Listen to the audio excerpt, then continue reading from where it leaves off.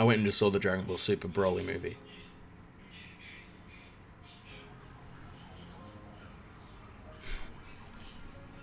I can't even hide it. Dude, literally one of the best adaptations, not even adaptations because it was completely redone, of the Broly history ever.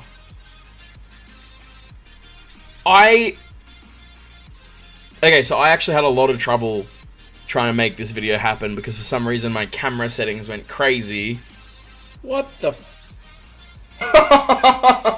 But now, I'm going to sit down and give a bit of insight as to why this movie was possibly, arguably, the best Dragon Ball Z movie, Dragon Ball Super movie, sorry, to date. Battle of Gods came out, and we hadn't seen anything of the franchise aside from video games in years. Amazing movie. Awesome movie. Great sound. Great track. Great animation. Everything was just... Oh! Resurrection F. Once again, the CG was sick. Seeing Frieza come back from the dead... Oh! Goodness! My lord! Thank you, Akira, for doing this movie justice. Now, if you know me, you know I'm a huge Dragon Ball fan. I grew up with Dragon Ball. Watched all the episodes when I was a kid. Dragon Ball Z into my youth. I remember running out in front of the TV to watch Cheese TV to make sure I watched the next episode every morning at around 7 o'clock in the morning. Best years ever, right? All of a sudden, the franchise has just been given new life. It's amazing.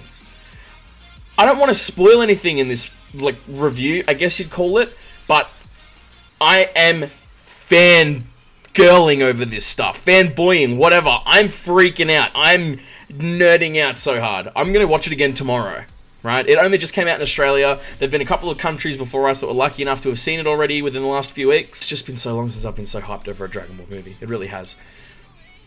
Most of the movies in the past have felt disconnected. You know, you've got all these movies that aren't the TV specials. So the Bardock movie, awesome. History of Trunks, awesome. Like, future Trunks. But, for example, Android 13. Cooler. Cool movies, but they had no relevance to the storyline. Nothing impactful. Wrath of the Dragon, sick movie. No impact. They always felt disconnected. And there's a big reason for that, is because a lot of it was non-canonical. Broly, the original Broly movie, was arguably, and I'm about to get shot for saying this, the best and worst Dragon Ball Z movie special out of the lot. The reason for this is because Broly, the original Broly, had such a lackluster storyline. One of the coolest characters to ever come out of Dragon Ball history. This amazingly huge, powerful, primal, ridiculous Saiyan of crazy limits, kicking the crap out of all of our heroes, our childhood heroes. But the storyline was so lackluster, it made you not care. Now, for those of you who aren't familiar with the original Broly movie, essentially, it was Broly and Paragus got exiled. Paragus is Broly's dad. They were meant to be destroyed. Broly saved them. Broly got post-traumatic stress disorder from being stuck next to Kakarot, or Goku, as a crying baby for all the starting years of his life. Obviously, he was very unstable. And that was kind of it. Then Paragus, one day, comes to Earth with Broly and his army, his little army of whatever, wants Vegeta to come rule a new planet that they'd never heard of before, which was New Vegeta, renamed after the original planet they're from. Vegeta reluctantly agrees. The Z-Fighters go along for the ride. Broly and Kakarot meet. Broly tries to then fight Goku during the night. They find out that he's the Psycho Saiyan that destroyed the South Galaxy, the original plot of King Kai going, everyone be careful, something's on the loose. And that was kind of it. And then Broly was just ridiculously powerful. Like, he kicks all of the Z Fighters' butt. He, hands down, no issue. The only way they can beat him is they all team up all their power, they fuse it together into one final blow, manipulating Broly's wound from when he was younger to then somehow make him explode. Which then leads to the destruction of New Vegeta, the Z Fighters escape. Everyone's happy. The thing about this is, Broly created one of the most loyal, craziest fan bases in Dragon Ball Z history. Everyone's got a favorite character. You know, you're either Goku or Vegeta, Trunks, Piccolo, you know, Gotenks. But, you know, Broly's fan base is insanely loyal for such a... I'm going to say, I don't know if it's the right word, I'm going to say cookie cutter sort of feeling character. He's sort of a character that's just, he's meant to just be marketed as the one and true legendary Super Saiyan, super powerful, ridiculous, crazy, insane, right? We saw references to him in the likes of the Tournament of Power with Kale and her Berserker mode. But he was never made canon because Akira didn't have anything to do with it originally. This story in the new Broly movie, completely rewritten, amazing. Truly amazing. This wouldn't even matter if it was a Dragon Ball movie. It wouldn't matter if it was Broly or some random character put in front of Broly instead. It wouldn't matter who it was.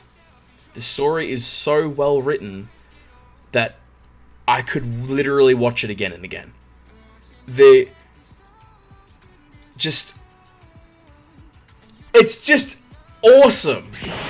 The animation is beautiful. Like, some of the best. And the reason for that is because it's from a director who's had a bit of a hand in the One Piece area. He's amazing. Yeah, so sorry, I had to Google it because I didn't want to screw it up. So the director's name for this Dragon Ball film is Tatsuya Nagamine. Sorry if that's not how you say it properly. You keep doing you, boo. Honestly, amazing. Don't go anywhere.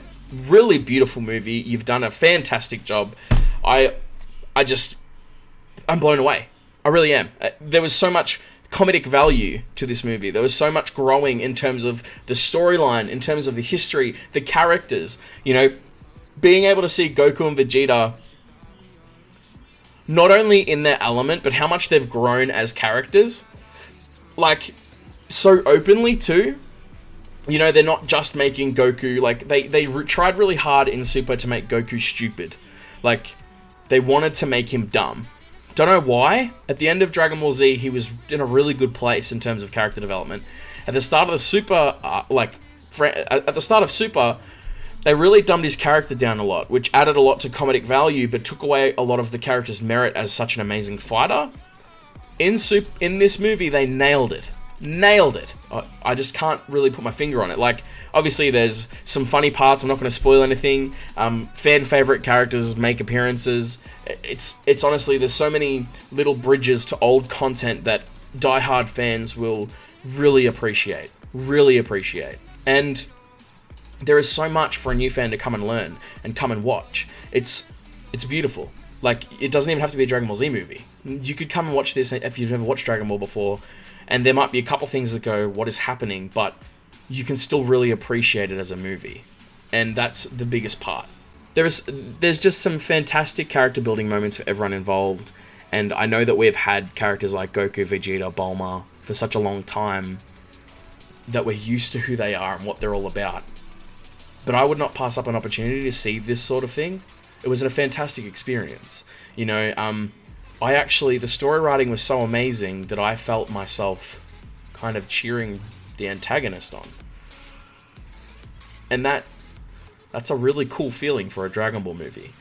In the past, most Dragon Ball villains are evil for the sake of being evil.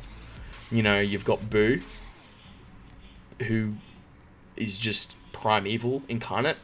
You've got Frieza, who is the original evil villain. He's awesome. I wouldn't change Frieza at all, but he was the first evil villain and he should have stayed the main evil villain.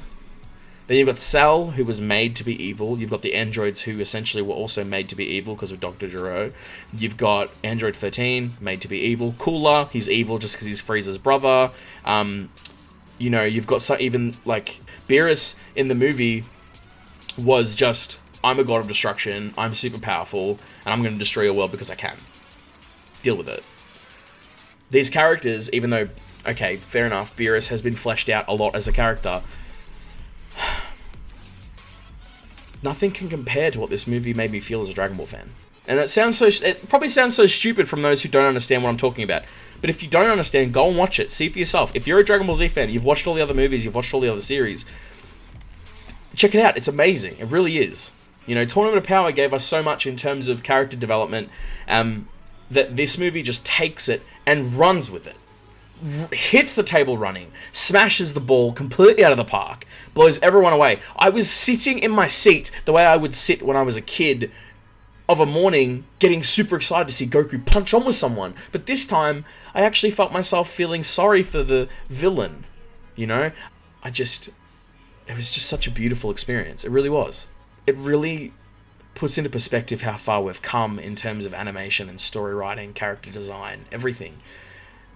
They didn't miss a beat. They really didn't. The music blows you away. It gets you so sucked in to the film. It just does its job. You know, I could sit here and rant about this all day.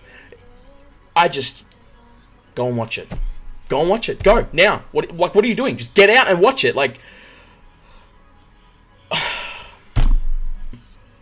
And that brings me to the end of my opinion, I guess. I'm going to drop the links in the description below of some of the trailers and stuff and some of the content I've used for the video. Once again, go see it. You're going to love it. And I just wanted to quickly touch base about the other video, Kingdom Hearts.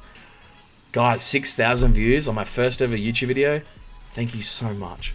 Thank you so much for watching. Thank you so much for the likes. Thank you so much for the comments I've been receiving. Some of the stuff I've received via my emails or via inbox, or, people talking to me in person. Keep it up. I love any sort of constructive criticism. I love any sort of opinion. I've really enjoyed making the video. I really enjoyed making this video too. And it's just, I'm going to keep doing it. So tell me what you want to see. The Kingdom Hearts playthrough is coming out as soon as Kingdom Hearts launches in 5 days. Getting ready for it. Getting keen. So please, if you want to watch that, tune in. Otherwise, let me know if this is something you enjoy and I will review more stuff. Let me know if there's anything particular you want me to play or see me doing. But thank you so much for watching. I really appreciate it. Go and watch the Super movie. It is just go watch it. So I don't know how to sign off on a video, but thank you, and I will see you next time. Cheers.